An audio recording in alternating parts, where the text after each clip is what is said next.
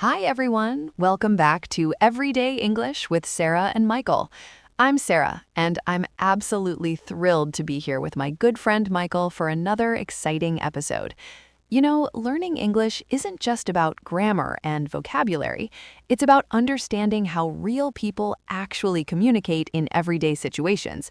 And that's exactly what we're diving into today. Hey there, everyone. Absolutely, Sarah. I've been teaching English for over 10 years, and I can tell you that students often struggle with these everyday expressions. They might know thousands of vocabulary words and understand complex grammar, but then they hear someone say no big deal or my bad, and they're completely lost. These are the phrases you'll hear every day in conversations with friends, at work, in movies, at the coffee shop, even in professional meetings. Once you master these expressions, you'll notice a huge difference in how natural and fluent you sound. Exactly, and that's such an important point, Michael. You see, when English learners first start having conversations with native speakers, they often feel confused because textbooks don't teach these common expressions.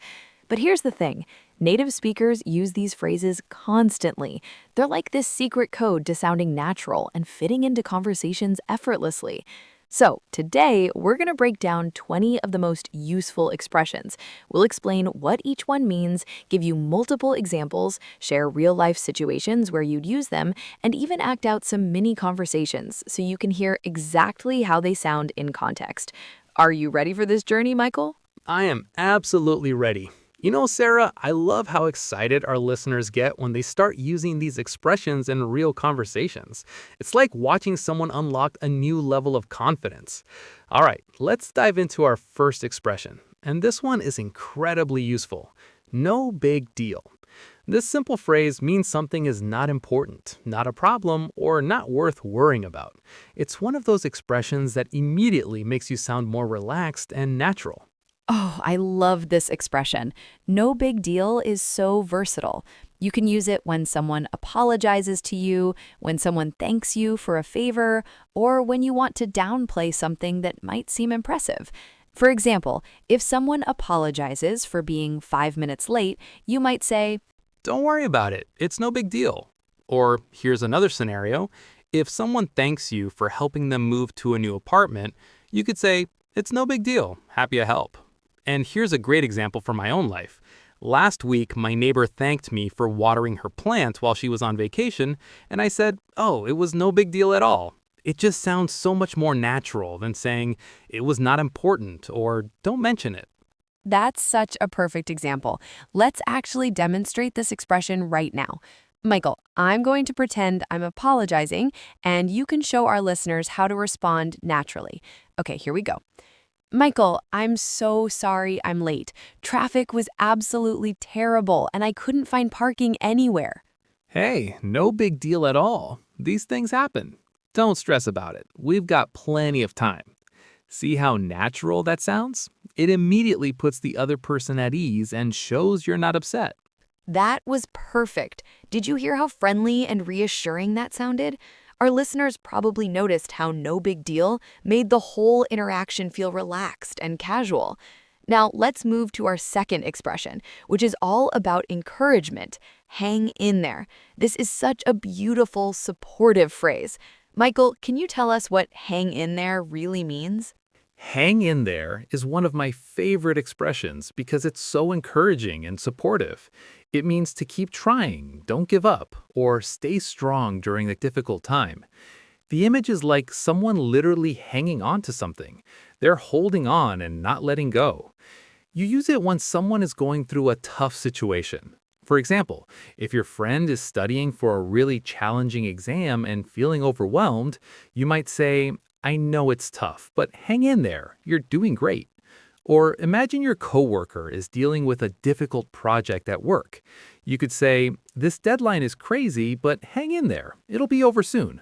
I love how visual that expression is. And you know what I've noticed? Hang in there works in so many different situations. You can use it with someone who's job hunting and getting discouraged, someone going through a breakup, a student struggling with a difficult course, or even someone dealing with a sick family member. It's incredibly versatile. Let me give you a personal example. My sister was going through medical school, and during her hardest semester, I would call her every week and say, I know this is overwhelming, but hang in there. You're going to be an amazing doctor. Let's practice this one too, Michael. Absolutely. Okay, I'm going to pretend I'm stressed about something, and Sarah can show how to respond with encouragement. Here we go. Sarah, I'm so frustrated. I've been looking for a new job for 3 months and I keep getting rejected. I'm starting to think I'll never find anything. Maybe I should just give up on my dream job and settle for anything. Oh, Michael, I know this is really hard, but please hang in there. 3 months might seem like a long time, but the right opportunity is going to come along. You're incredibly talented, and some company is going to be lucky to have you. Don't give up on your dreams. Hang in there just a little longer. See how supportive and motivating that sounds? Exactly. That kind of emotional support can make such a difference in someone's life. Hang in there shows you care and believe in them. Now, let's move to another fantastic expression that's all about encouraging someone to try something new. Give it a shot.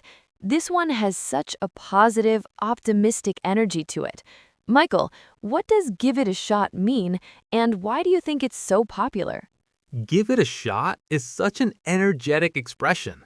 It means try something, and it's much more casual and encouraging than saying attempt it or try it. The word shot here comes from shooting, like taking a shot in basketball or shooting an arrow at a target. You're giving yourself a chance to succeed. This expression is perfect for encouraging someone to take risks or try new things. So if someone asks, should I apply for that job even though I don't have all the qualifications? You could say, yeah, absolutely give it a shot. You never know what might happen. Or if a friend is hesitant about joining a dance class, you might say, come on, give it a shot. It could be really fun. I love that explanation. And you're so right about the energy of this expression. Give it a shot has this adventurous, why not feeling to it. Yes, it does. I actually used this expression just last weekend when my friend was nervous about trying rock climbing for the first time. She kept saying, I don't know, I'm not very athletic. I might embarrass myself. And I told her, look, you'll never know until you give it a shot. Even if you don't make it very high, at least you'll know you tried. And guess what? She absolutely loved it. Sometimes all we need is that little push to try something new. That's such a perfect story. Let's do a quick role play with Give It a Shot. Michael, I've been thinking about starting a blog about cooking, but I'm not sure if I'm a good enough writer. What if nobody reads it? What if I make mistakes? Maybe it's not worth the effort. Sarah, you're an amazing cook, and I think you should definitely give it a shot. The worst thing that can happen is you learn something new along the way. And honestly, even if only 10 people read your blog, those 10 people might absolutely love your recipes and cooking tips. Give it a shot. I think you'll be surprised by how much you enjoy it. Give it a shot makes trying new things feel exciting instead of scary. Absolutely. That enthusiasm is contagious. All right, now let's move to an expression that's incredibly useful in both personal and professional situations. On the same page. I love this one because it's not about reading books at all, right? It's actually a metaphor that's become so common that most native speakers don't even think about where it comes from. Michael, can you explain what on the same page really means? Yes, I can. On the same page means having the same understanding about something. Everyone has the same information and agrees on what's happening. The metaphor comes from reading. Imagine if you and I were reading a book together. We'd want to be looking at the same page, so we're following the same story. In real life, this expression is incredibly useful in business, relationships, and group projects. For example, in a business meeting, someone might say, "Before we make any decisions, let me make sure we're all on the same page about the deadline and budget." Or if you're planning a vacation with friends, you might say, "Let's make sure we're on the same page about how much we want to spend." That's such a clear explanation. And on the same page is one of those expressions that can prevent so many misunderstandings. I use this all the time in my family. For example, when my husband and I are discussing our weekend plans, I'll say, just to make sure we're on the same page, you're picking up groceries on Saturday morning and I'm taking the kids to soccer, right? It's like a gentle way to confirm that everyone understands their responsibilities. Let's demonstrate this in a workplace scenario. Michael, let's pretend we're colleagues planning a presentation. Great idea. Okay, here's a workplace scenario. Sarah, we need to present our project results to the boss next Friday. I think we should focus on the sales numbers and customer feedback. What do you think? Are we on the same page about the main points we want to cover? Yes, I think we're definitely on the same page about the main content. Sales numbers and customer feedback are perfect, but just to make sure we're completely on the same page about timing, you said next Friday, right? And should we prepare slides or just a written report? I want to make sure we're both preparing the same type of presentation. Perfect. Did everyone hear how we used "on the same page" multiple times in that conversation? It's such a natural way to make sure everyone has the same understanding and it prevents confusion later. Yes. Now let's talk about an expression that has two completely different meanings. Take it easy. This is one of those tricky expressions that can confuse learners because context is everything. Michael, can you break down the two different ways we use take it easy? Absolutely. Take it easy is fascinating because it has two completely different meanings, and you can tell which one by the context. The first meaning is relax or don't stress yourself. For example, if your friend has been working 12-hour days for weeks, you might say, "You've been working so hard. You should take it easy this weekend. Just relax, watch some movies, sleep in." The second meaning is a casual way to say goodbye, especially to friends or people you know well. Instead of saying goodbye, you can say, "All right, I'll see you later. Take it easy." It's like saying take care, but more informal and friendly. I use this goodbye version all the time when I'm leaving work or saying bye to neighbors. Those are perfect examples. And speaking of natural responses, let's talk about one of the simplest but most useful expressions in English. Sounds good. This little phrase is like magic because it makes you sound so agreeable and easygoing. It's probably one of the most common responses you'll hear in casual conversations, Michael. Can you tell us why sounds good is so popular and give us some different ways to use it? Sounds good is incredibly popular because it's so versatile and positive. It means "I agree," "that's fine with me," or "I like that idea." What makes it special is that it's enthusiastic but not over the top. If someone says, "Let's meet at 7 for dinner," you can simply reply, "Sounds good." It's much more natural than saying, "Yes, I agree with that plan," or "That time is acceptable to me." You can use it for big plans like, "Want to go to Europe next summer? Sounds good." Or small decisions like, "Should we order pizza?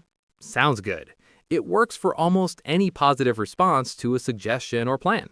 Exactly. Sounds good is like the Swiss Army knife of responses. It works in so many situations and always makes you sound friendly and cooperative. Now let's move on to good call.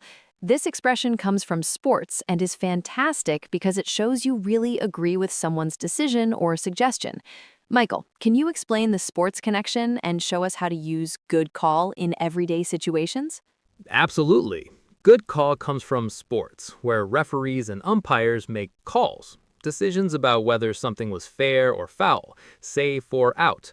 When someone makes a good call, they made the right decision.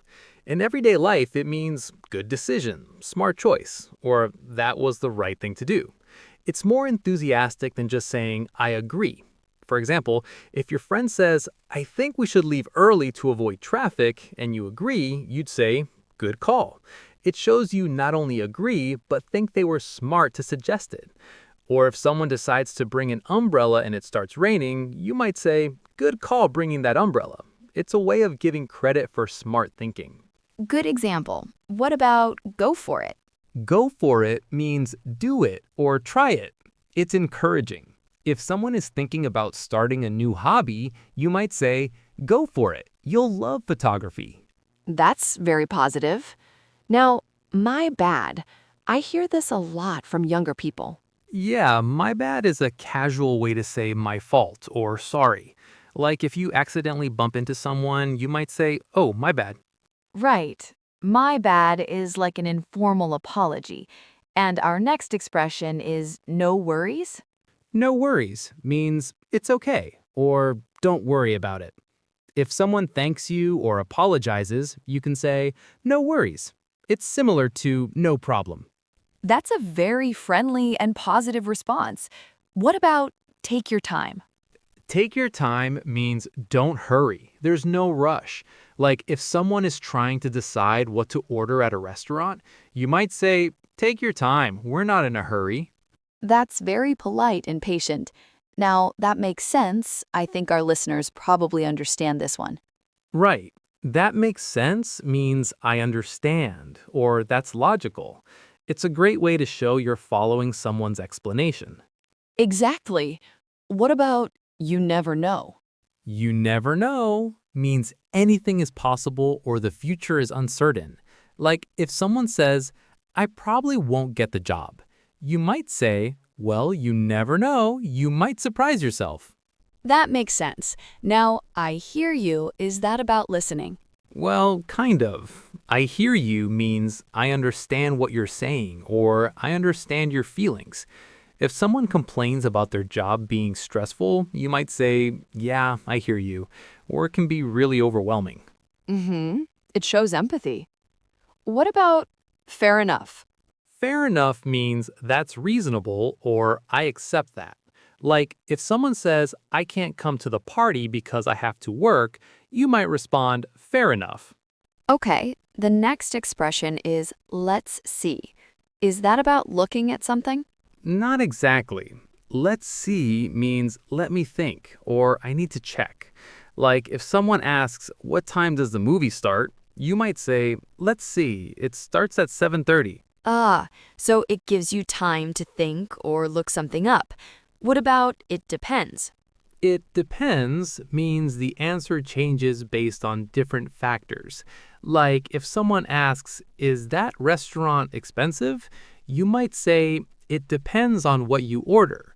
The pizza is cheap, but the seafood is pricey." Perfect example. And that's true is pretty clear, right?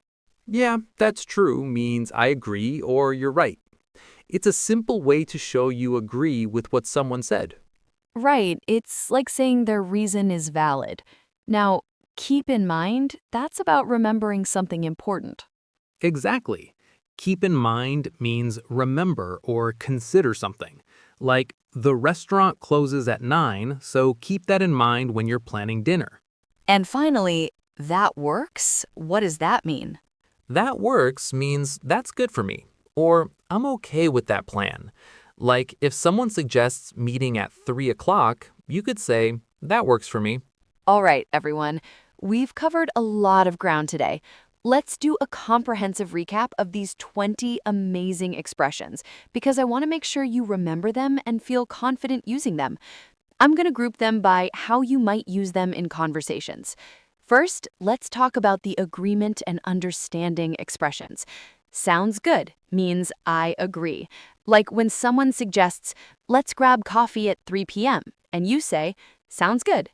That makes sense means I understand your logic. Perfect when someone explains something and you want to show you're following along. Fair enough means that's reasonable. Great when someone gives you an explanation and you accept it, even if you might have done things differently. Perfect grouping, Sarah.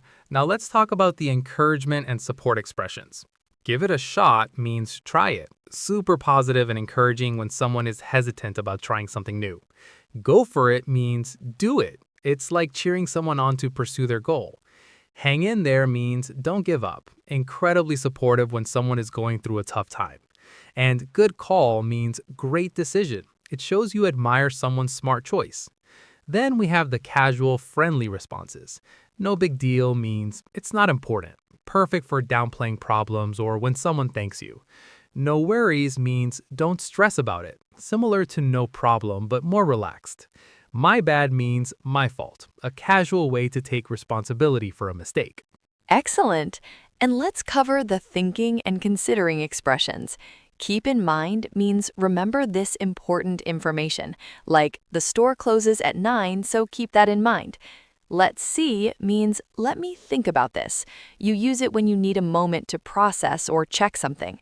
It depends means the answer varies based on different factors. Such a useful phrase when there's no simple yes or no answer. And don't forget I hear you, which means I understand your feelings or situation. It's incredibly empathetic and shows you're really listening to someone. These expressions show you're thoughtful and considerate in conversations. And don't forget our timing and flexibility expressions.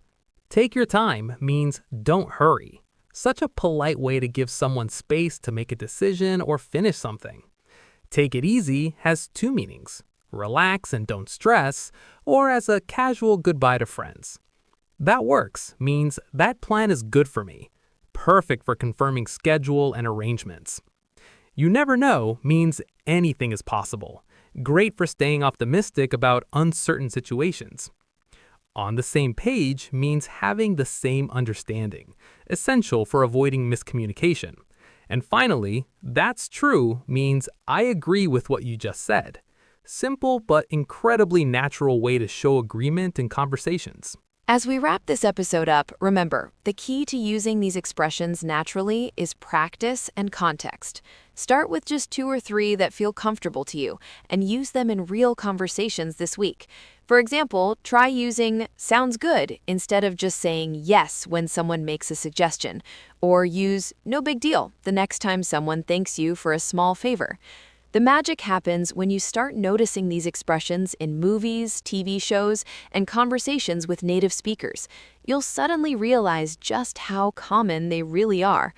Michael, what advice would you give someone who wants to start using these expressions but feels nervous about it? That's such great advice, Sarah. My number one tip is don't worry about being perfect. Native speakers won't judge you for trying these expressions. In fact, they'll probably be impressed that you're using such natural language. Start small. Choose one expression from today's lesson and find 3 opportunities this week to use it naturally. Maybe it's saying sounds good when making plans, or hang in there when a friend is stressed. The more you use these phrases, the more automatic they become. And here's a secret. Even if you use them slightly wrong at first, people will still understand you, and you'll improve with practice. The goal isn't perfection. It's communication and connection. You know what, Michael? That's exactly the mindset our listeners need. Learning a language is a journey, and every small step counts. These 20 expressions we talked about today aren't just words and phrases. They're your keys to more natural, confident conversations. I want everyone listening to understand something important. You don't have to use all 20 expressions tomorrow. Pick the ones that feel most natural to you. Practice them in low-pressure situations and gradually build your confidence. Remember, every native English speaker uses these expressions without thinking about it, and soon you will too. And hey, take it easy, everyone. See what I did there? I used one of our expressions as a natural goodbye. That's exactly how these phrases become part of your everyday English, through practice and confidence. We'll see you in the next episode. Keep being awesome.